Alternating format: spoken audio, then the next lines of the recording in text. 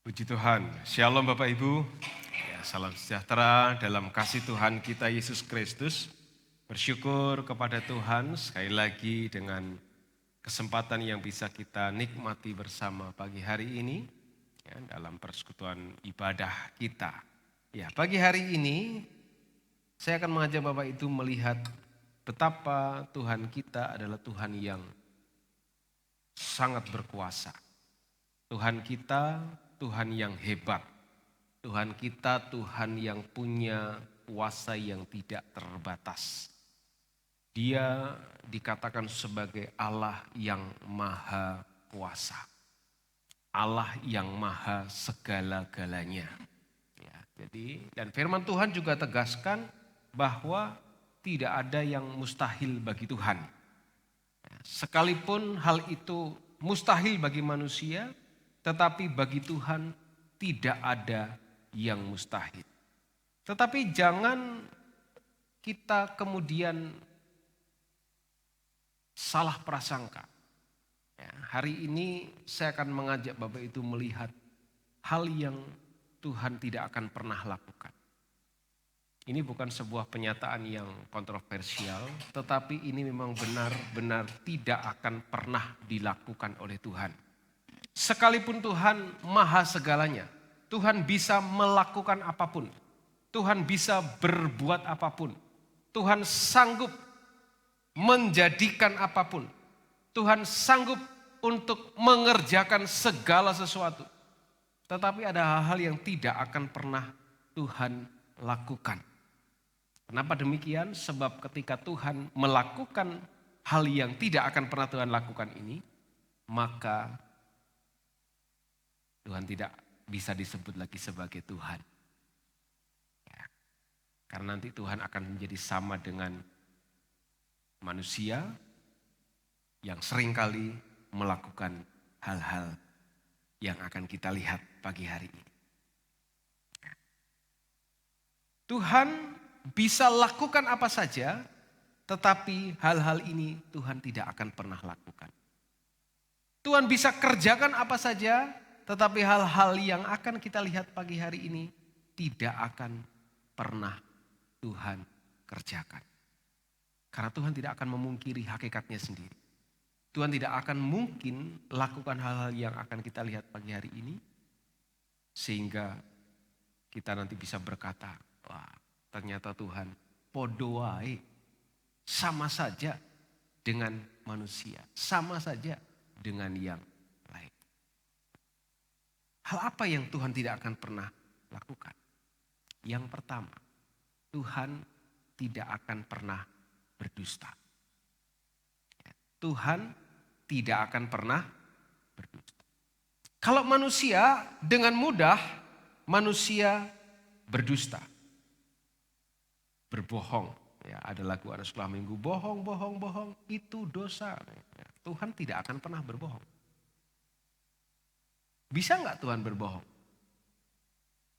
Bisa kalau Tuhan mau, tetapi Tuhan tidak akan pernah lakukan itu. Tuhan bisa berbohong, tapi Tuhan tidak akan pernah lakukan itu. Coba kita lihat dalam kitab Bilangan. Bilangan pasal yang ke-23.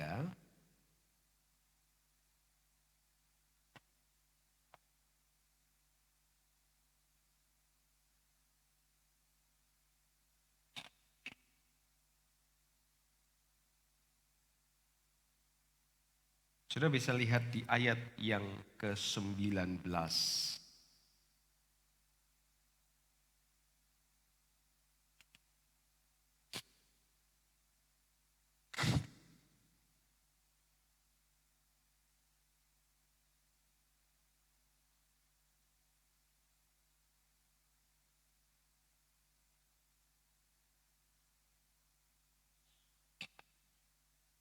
Bilangan 23 ayat yang ke-19.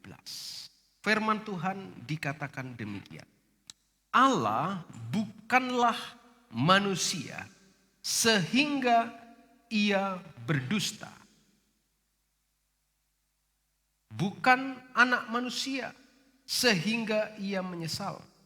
Masakan ia berfirman dan tidak melakukannya, atau berbicara dan tidak menepatinya. Puji Tuhan, silakan duduk kembali. Yang tidak akan pernah Tuhan lakukan adalah berdusta.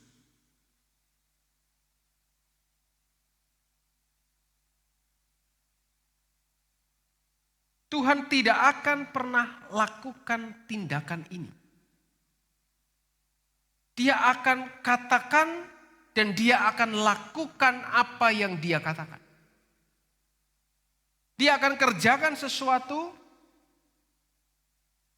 dan dia akan lakukan apa yang telah dia menyatakan.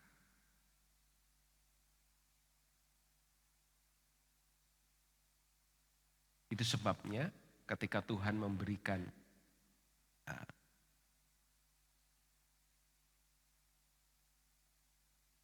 hukum-hukum Tuhan kepada manusia, kepada umat Tuhan.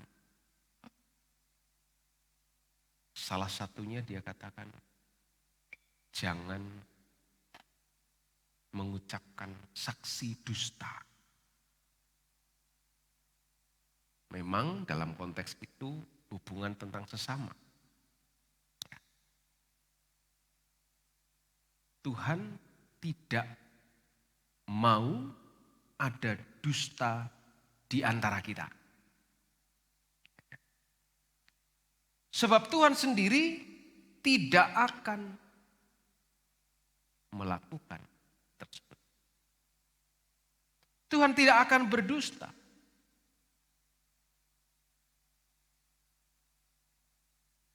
Segala sesuatu yang dia sudah nyatakan, segala sesuatu yang sudah dia ucapkan, baik itu berkenaan dengan janji, baik itu berkenaan dengan penghukuman, berkenaan dengan aturan, berkenaan dengan hal-hal yang harus kita lakukan, rewardnya, hadiahnya, hasilnya, ataupun penghukumannya, pasti akan dia lakukan.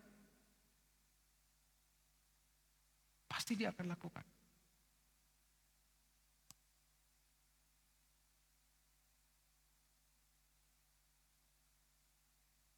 Satu kali Tuhan akan menghukum Sodom dan Gomora.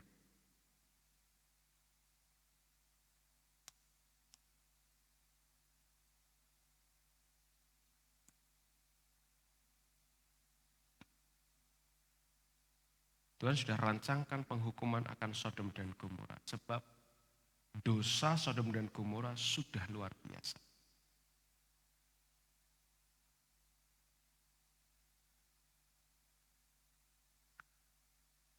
Tuhan mau menghukum Sodom dan Gomora di mana di sana ada keponakan Abraham yang namanya Lot.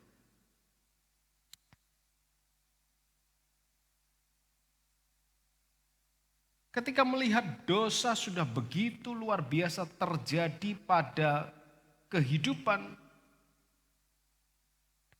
orang-orang di Sodom dan Gomora,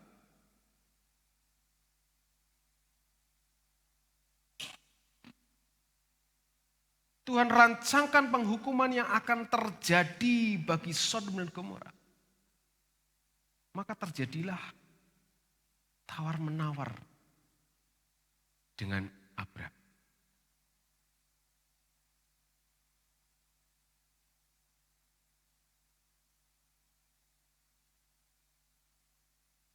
Tuhan tidak tutupi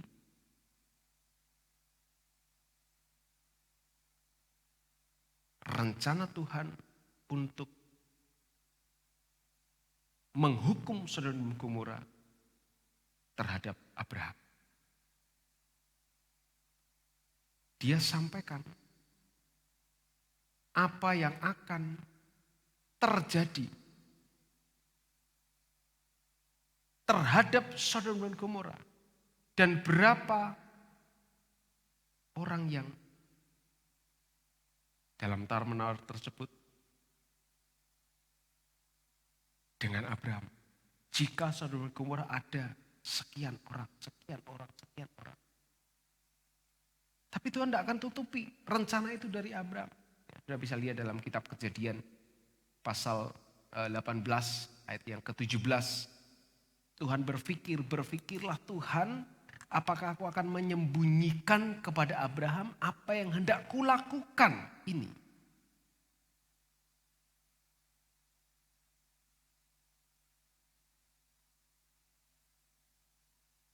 Kan bisa saja Tuhan tidak kasih tahu Abraham. Bisa saja Tuhan tidak memberitahu Abraham berkenaan dengan apa yang akan Tuhan lakukan terhadap Sodom dan Gomora. Tetapi Tuhan mau terbuka dengan Abraham. Dia akan sembunyikan peristiwa itu. Tuhan akan lakukan penghukuman bagi Sodom dan Gomora yang sudah berperilaku jahat luar biasa.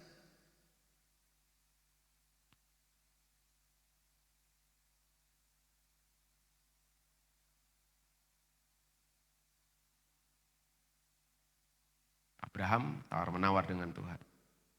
Kalau ada 50 orang benar, bagaimana Tuhan? Apa engkau akan melenyapkan tempat itu? Tidakkah engkau mengampuni kalau ada 50 orang benar di dalam kota itu?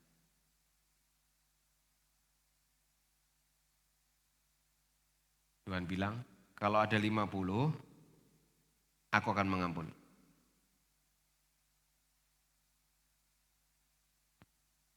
Abraham hitung-hitung. Gak ada ini. Gak ada ini 50. Bentar Tuhan. Gimana kalau 40 deh? Tuhan jawab. Kalau ada 40, ya enggak akan kubuat tempat itu. Enggak akan kutunggang balikkan, enggak akan kuhukum tempat itu.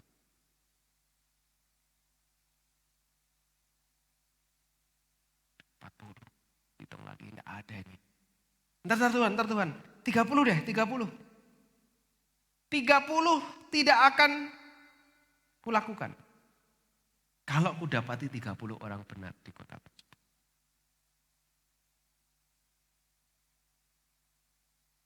Tidak ada lagi nih Tuhan.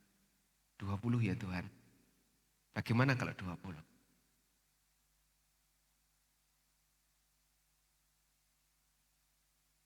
Tuhan bilang, kalau 20 enggak akan tahu hukum juga. Dihitung masih kurang. Terakhir nih Tuhan, terakhir. 10 Tuhan. Kalau ada 10, tidak akan memusnah. Karena 10 orang. Tapi kenyataannya tidak ada. Maka Tuhan lakukan yang menjadi rencananya.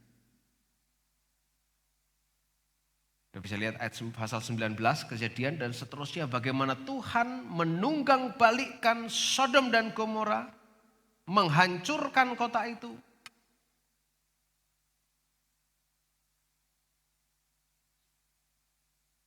Tuhan tidak berbohong. Apa yang Dia sudah katakan pasti akan Dia lakukan. Kalau Dia menyatakan bahwa setiap hal dosa akan menghasilkan penghukuman. Bahkan dosa itu melahirkan maut, upahnya adalah maut, maka itu akan terjadi. Itu sebabnya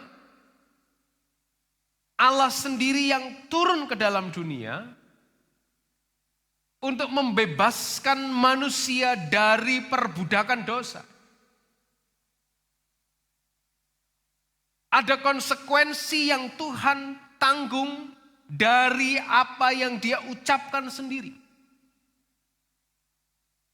Ketika Yesus mengatakan bahwa dosa itu menghasilkan maut, upah dosa adalah maut, setiap dosa akan menghasilkan penghukuman, maka satu-satunya cara supaya dosa itu tidak berdampak pada penghukuman kekal, dia kerjakan rencananya untuk menebus saudara dan saya. Menebus kehidupan kita. Konsekuensi itu ditanggung oleh Tuhan sebab Tuhan tahu manusia tidak mampu untuk menanggung konsekuensi dosa dalam penghukuman kekal.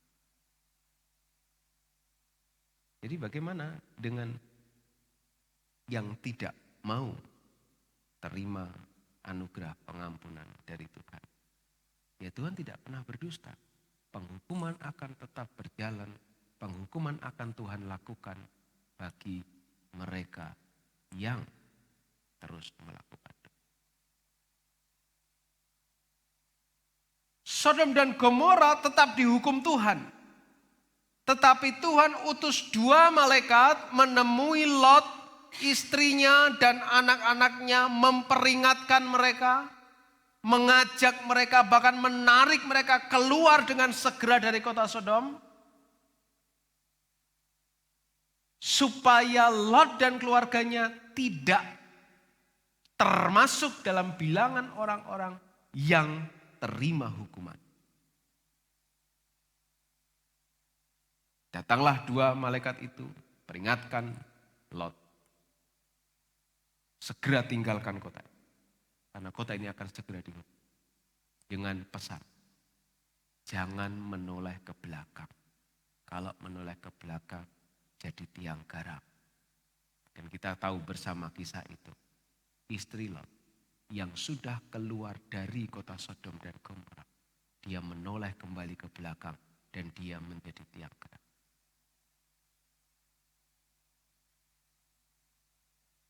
Konsekuensi yang dipilih oleh istri Lot menyebabkan dia harus mengalami penghukuman dari Tuhan. Tuhan hadir ke dalam dunia, mengajak kita, menasehati kita, mendorong kita untuk kita mengarahkan hidup kita seperti kita keluar dari kota Sodom dan Gomora, tinggalkan segala dosa dan segala perilaku dosa di belakang kita, dan jangan kembali ke sana, memandang pun jangan.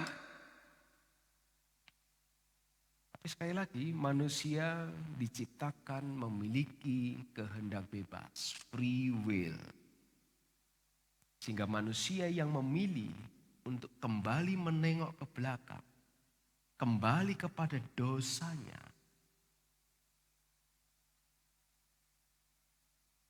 dia harus tanggung akibatnya, yaitu mengalami penghukuman kekal. Maka dikatakan firman Tuhan, setia sampai mati, sampai finish, sampai selesai dengan baik. Kita diberikan jaminan keselamatan yang kekal oleh Tuhan. Tetapi keselamatan itu firman Tuhan katakan harus dikerjakan dengan takut dan gentar sampai selesai. Dan Tuhan tidak akan pernah berdosa dengan setiap firman-Nya. Jika upah dosa adalah maut, maka ketika kita belum selesai kita kembali seperti istri Lot, kita akan mengalami kematian. Kita akan kehilangan segala upah kita. Kita akan kehilangan segala bagian yang seharusnya kita terima sebab kita tidak selesaikan dengan baik. Allah tidak pernah berdusta. Allah tidak pernah menyesal dengan apa yang sudah Dia ucapkan. Dan Allah berani bayar konsekuensi dari apa yang Dia ucapkan. Kalau manusia dibiarkan dalam dosa, manusia tidak akan bisa selamatkan dirinya sendiri. Maka Allah hadir dalam Yesus Kristus ke dunia ini yang kita kenal dalam Yesus Kristus. Untuk bayar dosa itu. Untuk tebus kita. Supaya kita kembali mengarah kepada jalan yang benar. Seperti dua malaikat yang datang ke kota Sodom dan Gomora. Bertemu dengan keluarga Lot. Ajak mereka. Bahkan paksa mereka segera tinggalkan kota ini. Jangan menoleh ke belakang. Kalau menoleh kamu akan jadi tiang garam. Dan Allah lakukan itu. Sodom dan Gomora dihukum. Istri Lot yang tidak dengar-dengaran juga dihukum.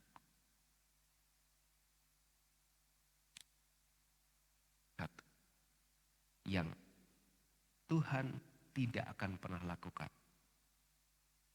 Tuhan tidak akan pernah berdusta.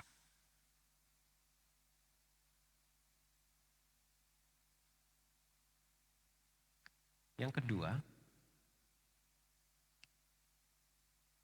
yang tidak akan pernah Tuhan lakukan adalah ingkar janji.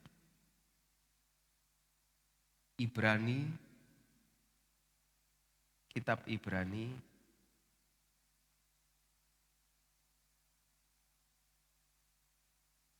pasal yang ke-6.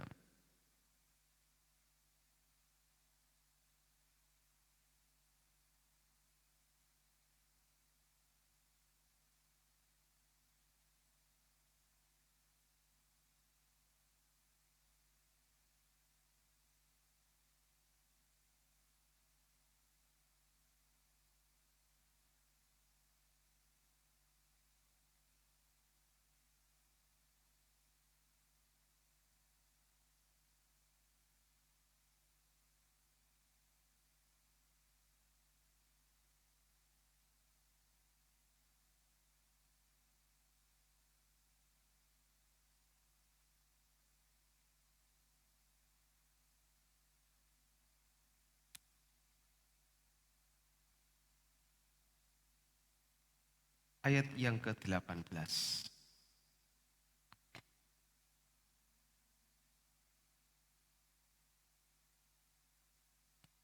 Supaya oleh dua kenyataan yang tidak berubah-ubah, tentang mana Allah tidak mungkin berdusta, tadi bagian pertama Allah tidak mungkin berdusta, kita akan mencari perlindungan, beroleh dorongan yang kuat untuk menjangkau pengharapan yang terletak di depan kita. Apa hubungannya tidak berdusta dan ingkar janji? Orang yang atau Allah yang tidak pernah berdusta, maka menjadikan dirinya Allah yang selalu menepati janji atau tidak pernah ingkar janji.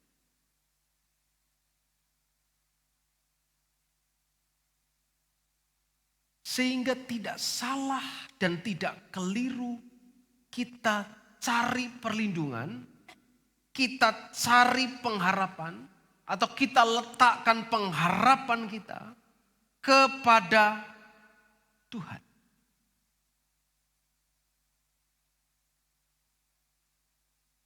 Tuhan yang tidak pernah berdusta, Dia tidak akan ingkar janji, maka tepat bagi kita hanya menaruh kepercayaan kita, pengharapan kita kepada Dia, bukan kepada yang lainnya. Kalau manusia ini mudah sekali ingkar janji karena manusia masih bisa dan seringkali berdusta.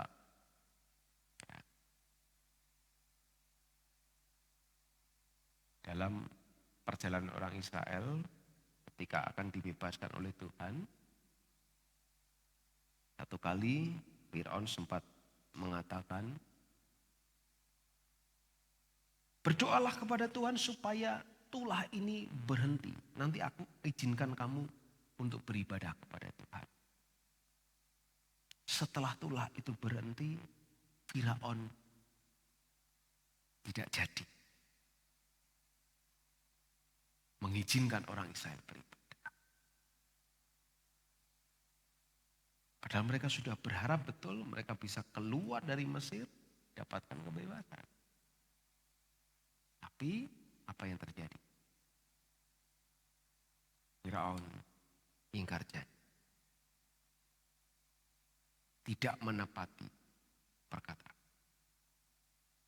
Maka tidak bisa kita menaruh pengharapan kepada manusia. Manusia mudah sekali berubah janjinya, berubah perkataan, berubah komitmennya.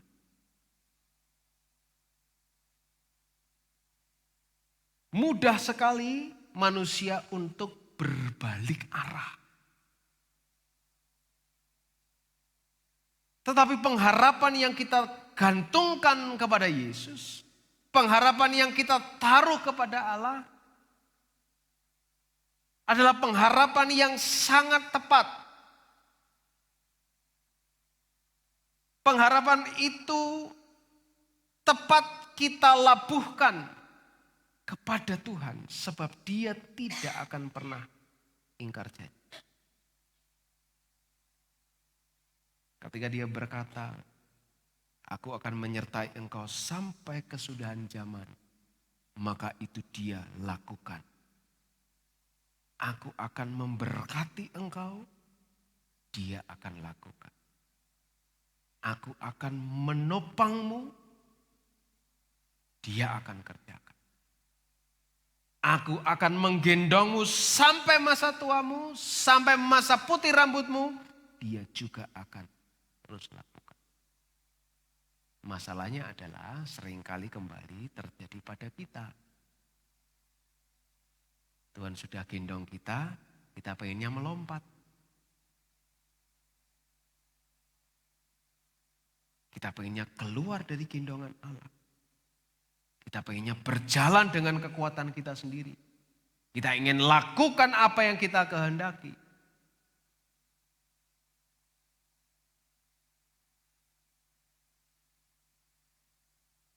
Gambaran yang Tuhan katakan.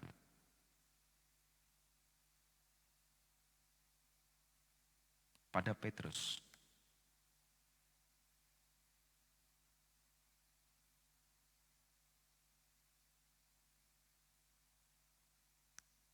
Dalam Yohanes 21 ayat 18.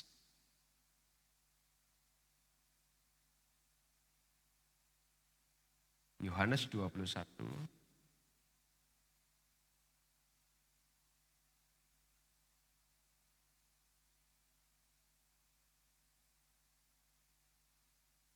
Aku berkata kepadamu, ayat 18, sesungguhnya ketika engkau masih muda, engkau mengikat pinggangmu sendiri dan engkau berjalan kemana saja kau kehendaki. Tetapi jika engkau sudah menjadi tua, engkau akan mengulurkan tanganmu dan orang lain akan mengikat engkau dan membawa engkau ke tempat yang tidak kau kehendaki.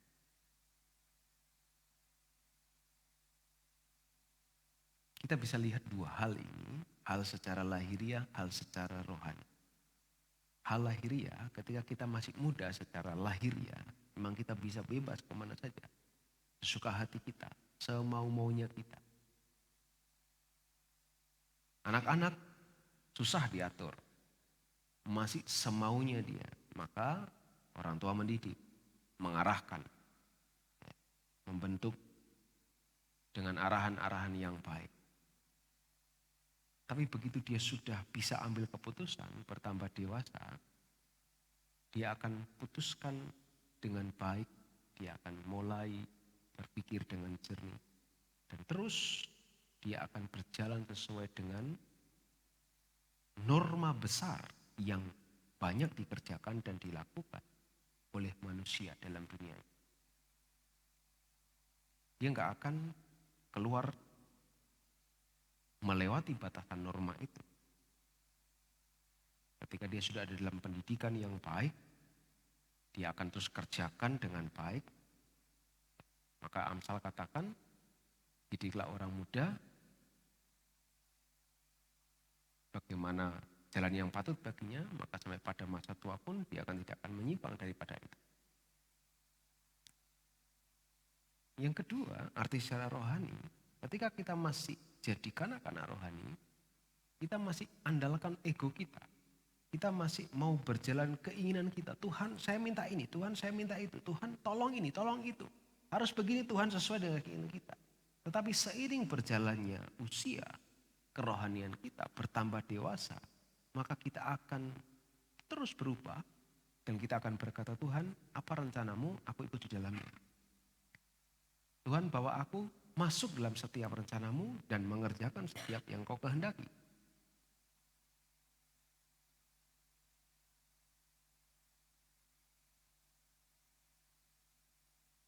Dan Tuhan akan kerjakan apa yang dia kehendaki dalam kehidupan kita.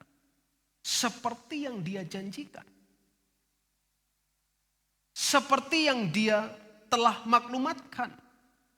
Yang sudah dia katakan untuk setiap kehidupan kita. Aku akan menyertaimu sampai kesudahan zaman. Semakin dewasa kita dalam rohani, kita akan dengan mudah melihat dan menyaksikan penyertaan Tuhan yang luar biasa. Bahkan mungkin dalam hal yang kecil, sangat kecil mungkin. Yang menurut pandangan orang, itu sih biasa saja. Tapi kita bisa melihat di situ. Ada campur tangan Tuhan. Ada penyertaan Tuhan buat kehidupan. Karena apa? Karena Tuhan tidak pernah ingkar janji. Janjinya ya dan amin untuk selama-lamanya. Karena Tuhan tidak pernah ingkar janji, maka yang tiga, yang tidak akan pernah Tuhan lakukan, yaitu melupakan umat-umat. Tuhan tidak akan pernah melupakan saudara dan saya yang menaruh pengharapan kepada Tuhan. Tuhan tidak akan pernah lupakan kehidupan kita yang sudah Dia tebus.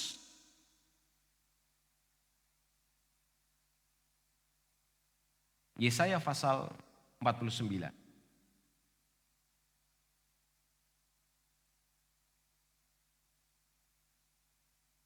Yesaya pasal 49.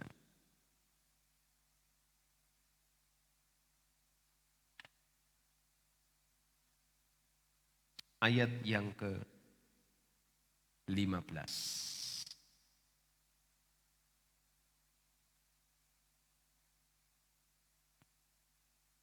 Dapatkah seorang perempuan melupakan bayinya sehingga ia tidak menyayangi anak dari kandungannya?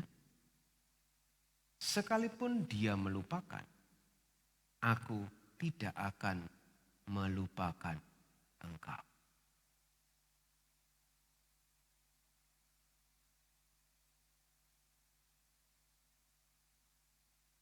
Dalam terjemahan yang mendekati dengan bahasa asli dikatakan demikian. Dapatkah seorang wanita melupakan bayinya yang disayanginya, anak kandungnya, sekalipun ia melupakan, aku sama sekali tidak akan melupakan engkau. Tuhan tidak akan pernah melupakan umat. Tuhan tidak akan pernah lupa dengan umatnya. Umatnya yang seringkali lupa dengan Tuhan. Tapi Tuhan tidak akan pernah lupa dengan kita sebagai umat.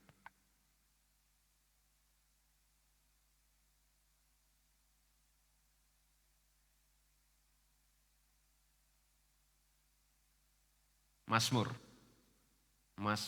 94.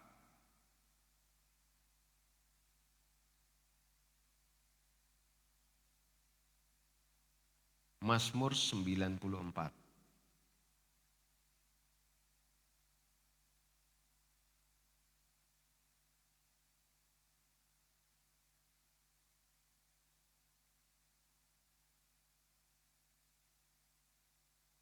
ayat yang ke-14. Sebab Tuhan tidak akan membuang umatnya dan miliknya sendiri tidak akan ditinggalkannya.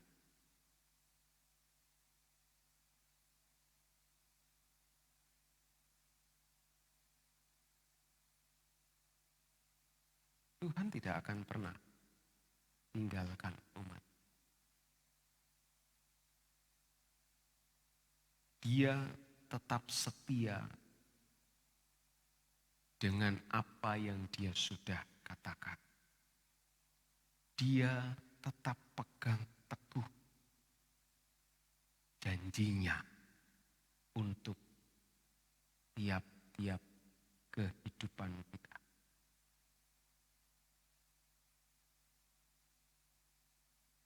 Dia tetap jaga perkataannya.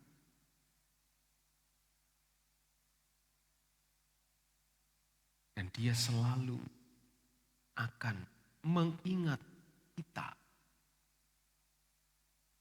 Umatnya yang sudah ditebusnya dengan darahnya sendiri.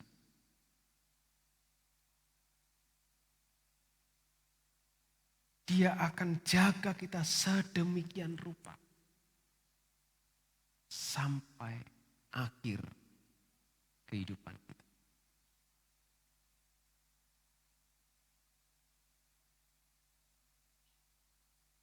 Dia tidak akan melanggar batasan yang sudah dia buat sendiri. Dia tidak akan melanggar setiap perkataan yang dia sudah ungkapkan sendiri. Dia tidak akan pernah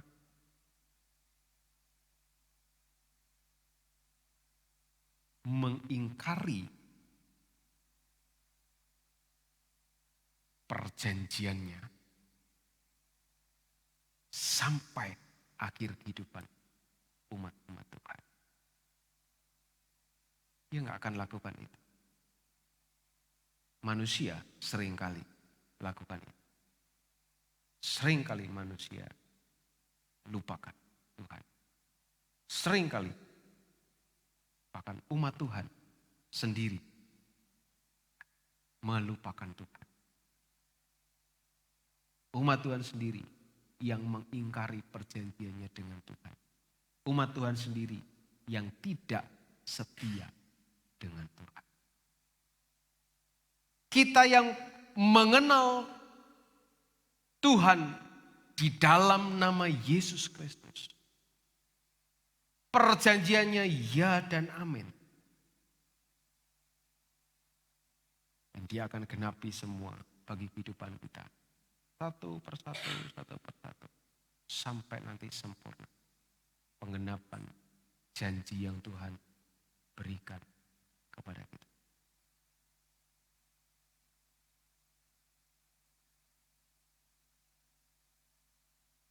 Perhatiannya bagi kehidupan kita. Perhatiannya bagi anak-anaknya tidak akan pernah sedikit pun bergeser. Dengan teliti dia perhatikan kita. Dengan cermat dia awasi kita.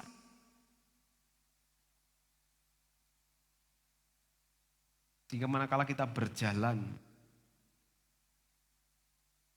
kemudian ada hal-hal yang bisa memancing kita untuk menyimpang, Tuhan pasti akan ingatkan kita. Yang pertama, Tuhan kasih peringatan mungkin kemudian yang lebih keras kepada kita.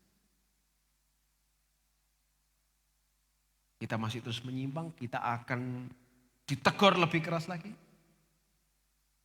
Ketika kita tambah menyimpang, Tuhan pasti akan hajar kita. Bukan karena Tuhan tidak sayang kita, tetapi karena itu Tuhan sangat sayang kepada kita. Maka dihajar kita seperti anaknya sendiri. Supaya kita balik kepada jalur yang benar. Sampai kita selesaikan dengan sempurna hidupan. Hal-hal tersebut yang Tuhan tidak akan pernah lakukan. Tuhan tidak akan pernah berdusta. Tuhan tidak pernah akan ingkar janji. Tuhan tidak akan pernah melupakan. Sekarang kita balik posisi. Jika Tuhan tidak pernah berdusta, jika Tuhan tidak pernah ingkar janji, jika Tuhan tidak pernah melupakan kita, maukah kita berkomitmen pula dengan Tuhan? Kita tidak akan berdusta dengan Tuhan. Kita tidak akan ingkar janji dengan Tuhan. Dan kita tidak akan pernah lupakan Tuhan. Masing-masing kita punya tanggung jawab, respon sendiri-sendiri. Dan itu menjadi konsekuensi pada kehidupan kita masing-masing. Apa yang sudah engkau janjikan kepada Tuhan? Apa yang sudah engkau katakan kepada Tuhan?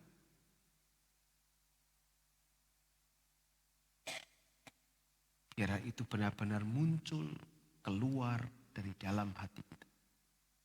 Jangan sampai Tuhan hanya melihat umatku ini hanya manis di bibir saja. Lain hatinya. Tapi benar-benar sinkron antara hati, ucapan kita, pikiran kita padu. Dan apa yang sudah kita ucapkan kepada Tuhan, kita lakukan.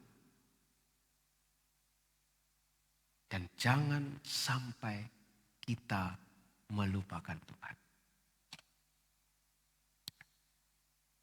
Sebab dia sudah begitu baik. Luar biasa.